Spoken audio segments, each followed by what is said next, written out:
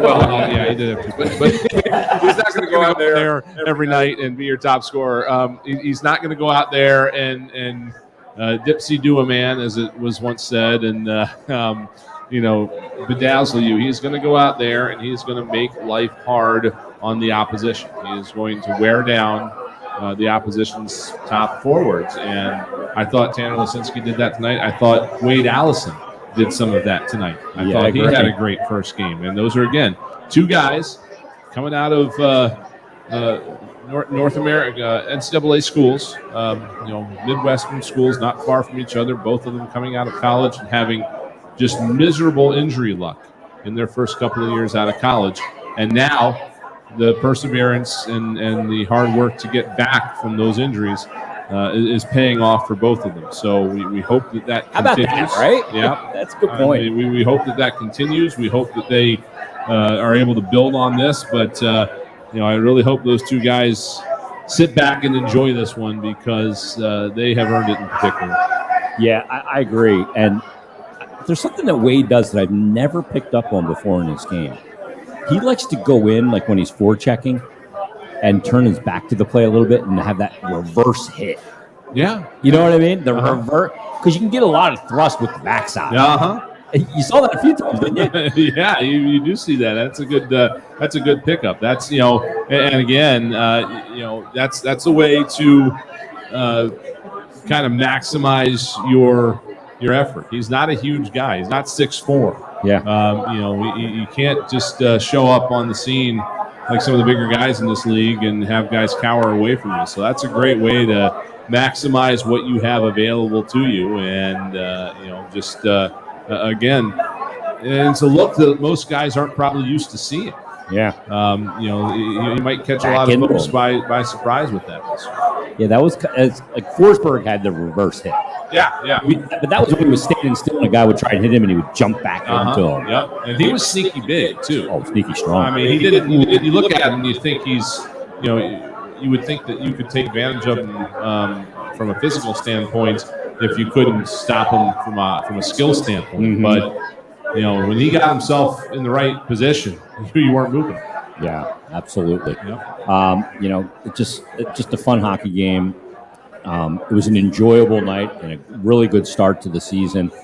I said on Flyers Daily, the edition from today, I kind of went through like the NHL awards and just applied them to the Flyers. And what's up, boys? And to me, I said the guy that's going to score the most goals in the team is going to be Atkinson, but the guy with the most points will be Konechny. And I said also that Konechny will be the team's Hart Trophy winner, the MVP this season. Because I just think there's so much there in his game, Bri, that got away from him during the pandemic and the bubble and everything else. But to me, like, talking to him a little bit during camp, I just really felt he was a guy that's really settled where he is. Got a young kid. He's really kind of settled in his life, middle of his career now, peak. And I just felt like he was poised to really jump back into it and have a really good season. And he goes out tonight, and I thought the 2 goals are awesome, and they need him to get right to that spot and deliver. But the other thing that I thought was really good was just the compete level on every play. I thought he was just there all night, every shift. I didn't see any let up at any point in his game all night. I thought he went out and just absolutely spilled it tonight. Yeah, it was just a fantastic effort. And, again, trying to set the tone for this season, that's what you need. We need that across the board from everybody. You need it from your veterans, you need it from your rookies. And, a lot of guys like him stepped up tonight and did that. Yeah, good performance from TK. Good way to start the game. And again, there was some one thing that Coatsy said that really struck with me was that, for the last couple of seasons, or at least since he was an all-star, it's felt like TK was kind of a perimeter player. And he's not effective as a perimeter player. He needs to get in there and get in the middle of things, and that's what he did tonight. And I think that's kind of what sparked it. Yeah, and to me, he's a guy that I think Torts is going to be very diligent with because there's a lot there. Right. So I think that's really kind of a good thing. I thought Carter really stepped up in that third period. Yeah. Oh, yeah. I mean, and again, when we talk about momentum, that is something that is huge from a goaltending perspective. When your team starts to lose that momentum, and the waves start to come at you, that is maybe the most effective momentum killer. Is a goaltender that just stymies everything that comes his way. Let's get some highlights. I forgot. I'm not used to even playing highlights at this point. So let's get to some highlights. The Flyers do not. We're going to just play the Flyer goals here, Rye. So the first goal of the game comes off the stick of a New Jersey Devil. It's his first ever career goal. They pulled the puck out of the back, and they're like, jeez, come on. It was Alexander Holtz at 8:01 of the first period on the power play. Second power play of the game for New Jersey. But the Flyers, 23 seconds later, get on the board when Wade Allison picks up his first of the season. Jay, I emailed you a YouTube link that might have torts. We can put him on the stream if he goes then. Okay. I'm going to forward this to you. Yeah, Wade Allison is first of the season. Johnny on the spot will take 1,000 of those. It's like throwing it into the ocean from the edge of the beach. I mean, yeah, that was just a snipe. Yeah. 100%. Bar down. Beat the goal. 40 feet out, wasn't it? Yeah. What he tells his grandkids. Yeah. Provorov and D'Angelo pick up the assist there. Flyers and Devils tied at 1 after 1. We talked about it at the second intermission. They come out in the second period, and they take care of business. 10:39 of the second. Flyers gain the lead in the game when Travis Konechny picks up his first of the season. Can I get more station on the goals?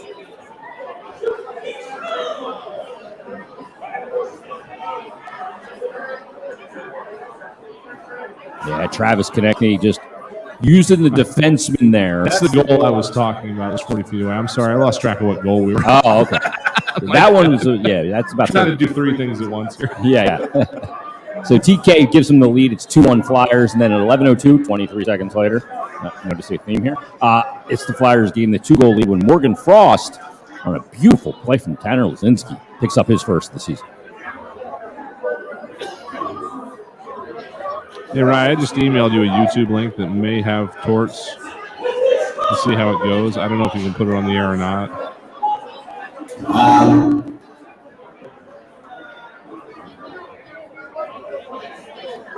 Yeah, 3-1 Flyers lead there. Morgan Frost picks up his first. JVR, Tanner Lazinski with the assist.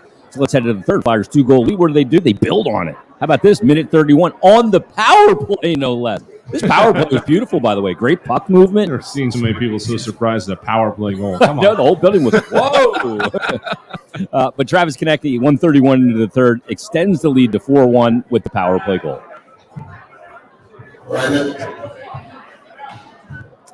Okay.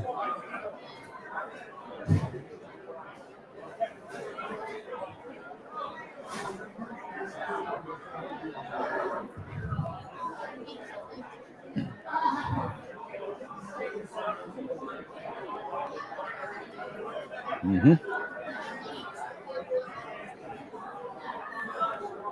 Yeah, 4-1 Flyers lead. I know for the people on the stream, I know you can't hear the audio of those. We don't have those feeding through for some reason to the stream audience. But nonetheless. It's because I didn't plug this crap in right. Oh, there you I go. guarantee you. Well, there's a good reason. Fix that for Saturday. So Flyers go up 4-1, and then Damon Severson beats Hart short side porch. And then Morgan Frost ends up picking up the empty netter. It was originally credited to Tanner Lazinski, but Frost ends up with it. 2-goal game for Frost, 2-goal game for Konechny. Good start. A lot of goal scorers under the age of 25. Flyers get the 5-2 win. One real thing real quick before we let our radio audience go. Obviously, Owen Tippett didn't come back in this game. Yeah, that's a concern. Not great. Yeah, not great news. He had an awkward hit in the first period. I'm not sure exactly what the injury is.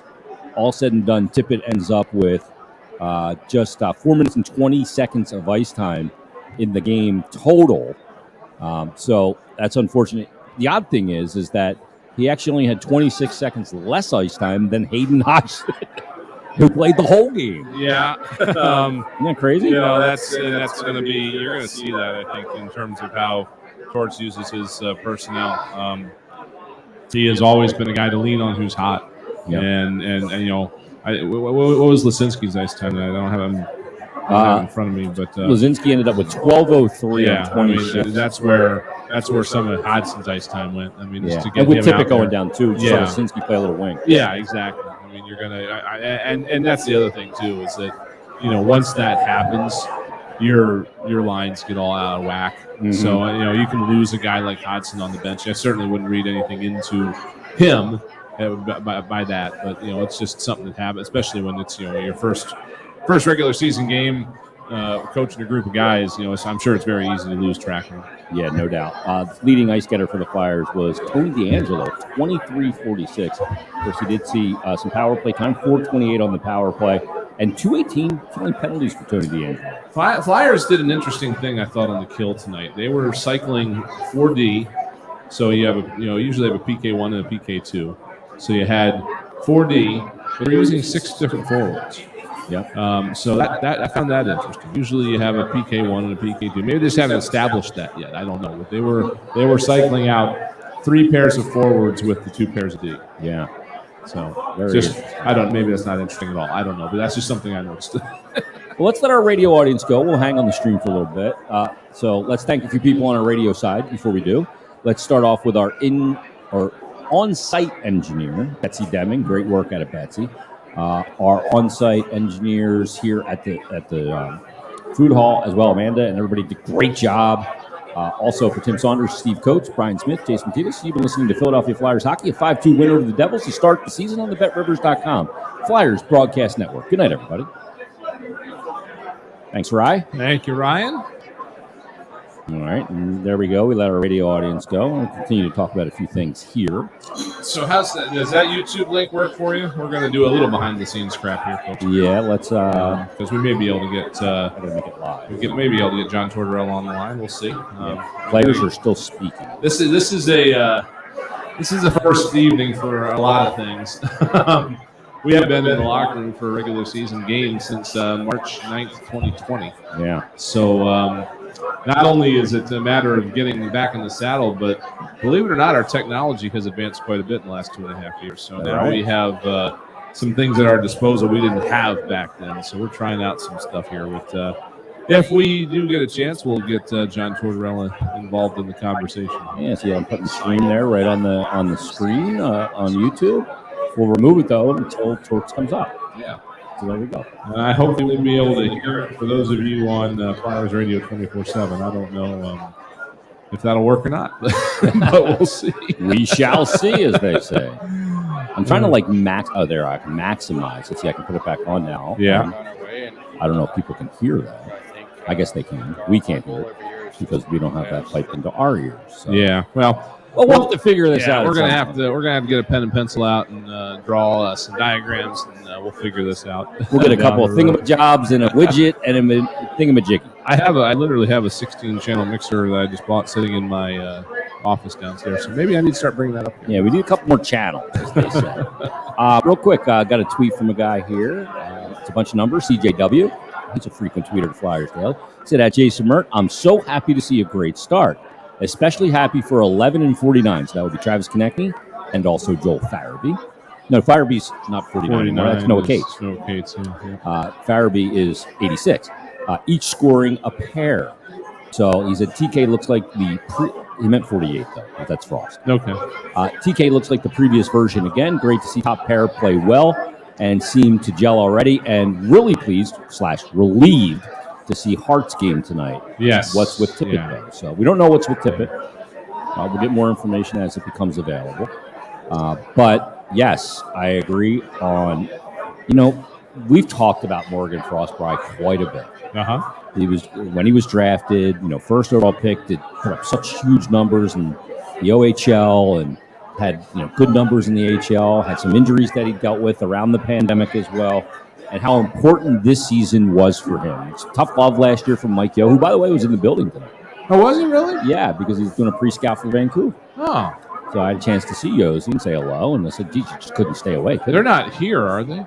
They have a game. They have a game tomorrow, I thought, or something. Oh, do they? Well, I thought so, but yeah, I ran into them up in the press box. Maybe I got their schedule wrong. I thought they had to play and then fly all the way here. Well, they did. They played last night. Okay, so right? Yeah, maybe they just came here today. Yeah, they lost last night. Okay, interesting. I want to say to Colorado. Yeah. But anyway, some tough love last year for Morgan, and two-way game, and obviously that's something that Torts is going to play away from the puck, Yeah, look at defensive that. responsibility. They were in Edmonton last night. And That's right. Yeah, I thought okay. So that I knew they had a game in between their opener and here, but I thought it was tomorrow. But Yeah. Anyway, So I digress. So I thought Morgan was really good in the game. He was really assertive, I thought, and I thought he was. I think you're seeing a much more pronounced version, stronger version along the walls. Well, and let's again. We've talked about the history of Lisinski and Allison tonight. Let's talk about Morgan Frost's history. I mean, you're talking about a kid that it was basically the Flyers got him when they thought that Braden Shen was going to be expendable because they drafted Nolan Patrick. So they basically made that move, and then Frost comes in and he has that shoulder injury that cost him an entire season. So he's another guy that's had his development kind of slowed at times by this whole pandemic thing. I mean, he got into the National Hockey League in early 2020. Was cruising along. Everything comes to a stop. The rest of the year is a wash. He comes back in January of 2021 to start that season, and the second game in, he's done for the year.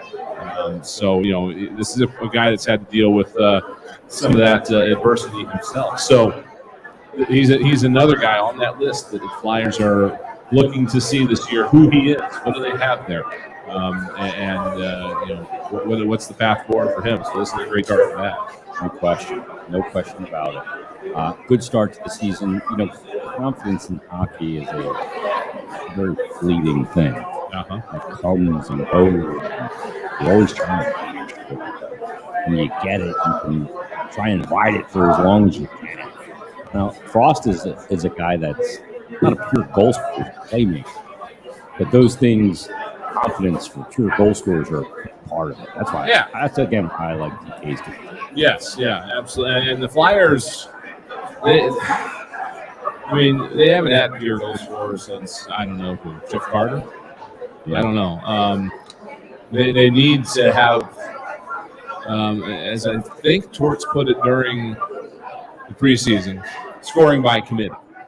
They can't count on a guy to be a 50-goal scorer on this team, or maybe even a 40. So you've got to have contributions from all around the lineup. And so if you can get a game like this from TK, and then a game like this from Morgan Frost, and then maybe the next night you get a game like this from, assuming he's back, Owen Tippett, and then you can get a game like this from Kevin Hayes down the road. That's how the Flyers will be successful, is if they can get consistent contributions from across their lineup, rather than leaning too hard on one guy or one line. Yeah, no doubt about it. It's going to have to be by committee. We've talked about it. It's got to be by committee all season long. I'm really interested. I'm trying to see and scour social media to see if I see any updates on Tippett. See if we can get anything. I don't know that Torts is going to give us anything. Maybe he's going to tell us a body injury. His body is probably injured. Yeah. Okay. Well, there's your update. We didn't even need Torts for that one. I mean, I can do that on my own. But we'll see what that does, what that means. We'll see if, Atkinson is a guy that comes back into the lineup coming up on Saturday. We'll see if Hodgson's a guy that's back in the lineup come Saturday after only playing less than 5 minutes in this game. So there'll be some questions. We don't know the status of, we make fun of it's a body injury, and that's what Torts said about Ristolainen. But Braun was good with Sanheim in this game tonight. Yeah, that was they were a good pair, and I was that's what you get from Justin Braun, right? Yeah, and I remember one thing that Chuck Fletcher said about Justin Braun back in the day was that he's kind of everywhere. He's kind of like seaweed, you just can't get him off it. And when he's in that mode, when he plays that kind of game, yeah, he's very, very tough to deal with. So that's another welcome thing out of tonight, is that they can move him up with Sanheim, and they're effective the way Sanheim and Ristolainen are effective together. We like seeing things like that, for sure. And Sealer plays with Zamula. I thought Zamula played with some good decisions out there. You can see he's still a little bit reticent to go right up the ice with the puck at times. But he's playing with Nick Sealer. Coach's next word of the day. Reticent? Yeah. It's a good one. It is a pretty good one. And Coatsy, what was the one he busted out the other day? Petulant? No, not petulant. Propensity. He's petulant. Propensity. He had a propensity to overuse the word. Yeah. But it was good. And, Zamula is a guy that we really didn't think would be the guy on that third pair. We thought it'd be Cam York, but it ends up as Zamula, and good start for him. And, he saw a decent amount. I thought he saw a decent amount of ice time in this game. I mean, he ends up in the game playing 14:41, saw just about a minute of power play time on PP2.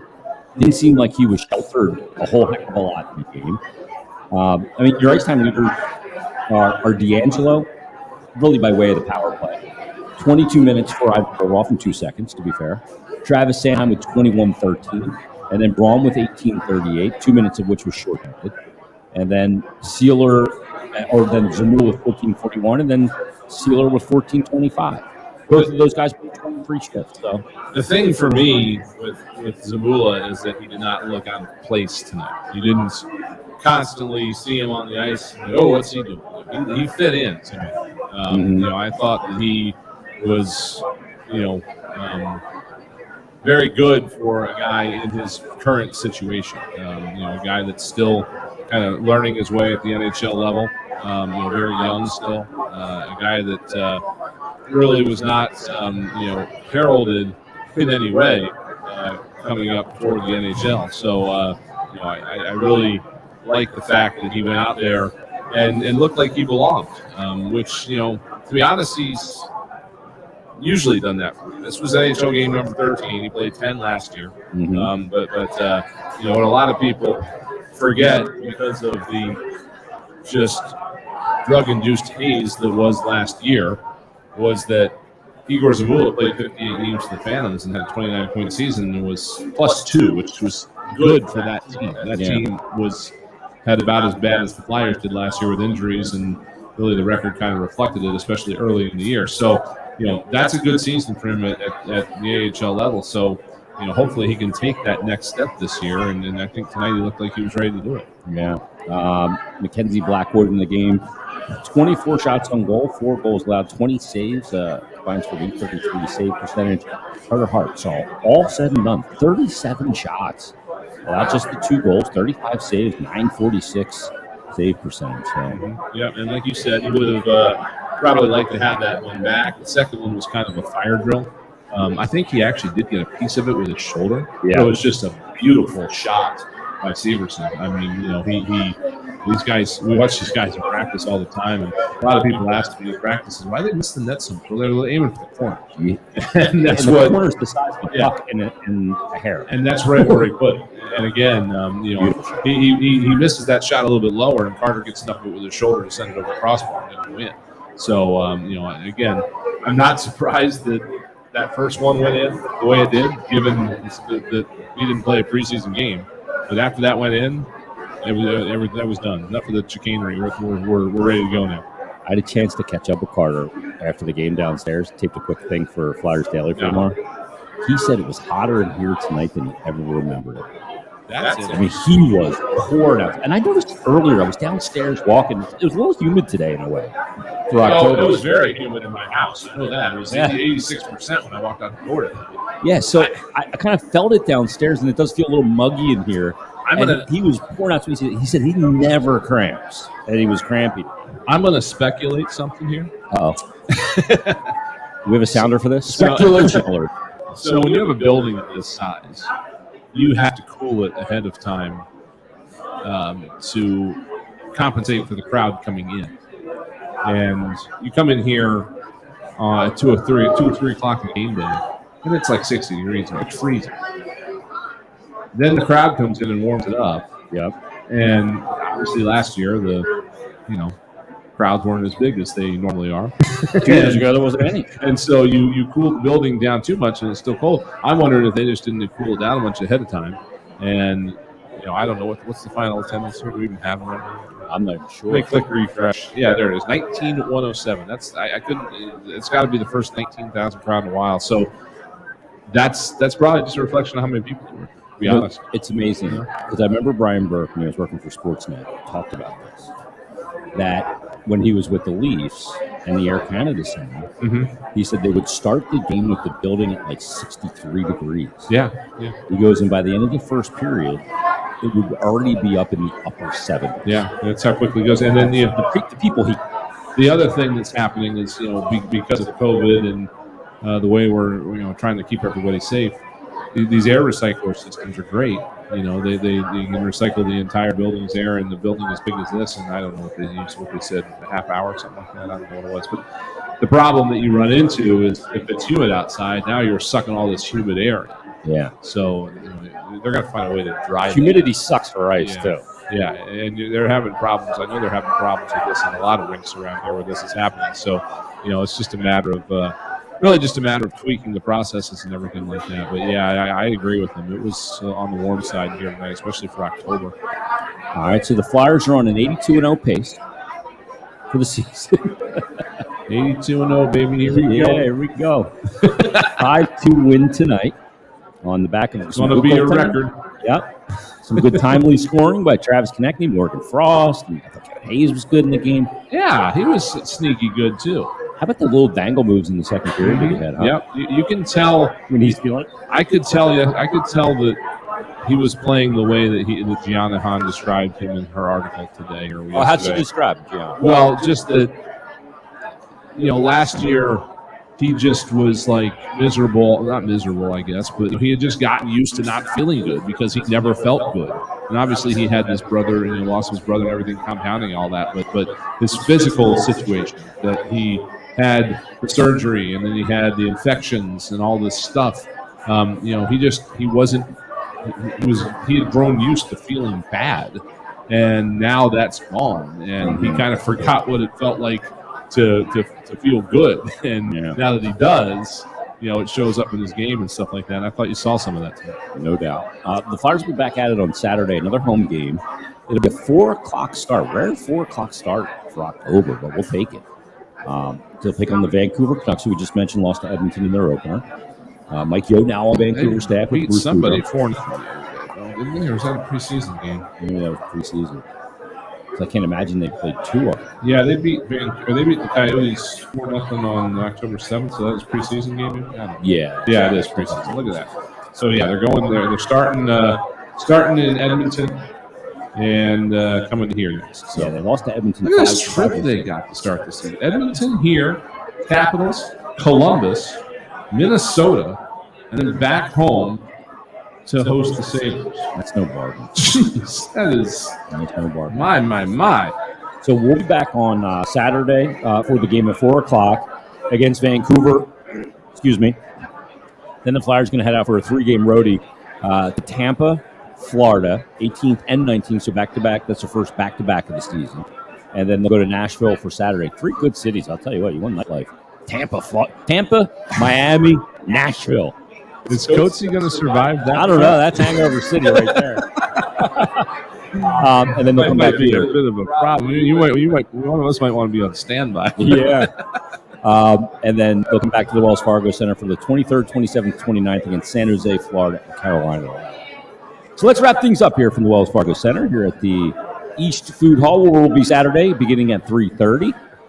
Let's thank our crew. Ryan Shuttlesworth back at the station. Was a pancake on the highlights back there? He's gone. He's long gone. Oh, he's already in the car. I thank them already. I'm sure it was pancake. All right, so we'll wrap things up. We'll talk to everybody on Saturday. 5-2 win for the Flyers to start the season. Everybody, enjoy your Friday, and we'll talk to you Saturday here on the Flyers. BetRivers.com, Flyers Broadcasting. Good night, everybody.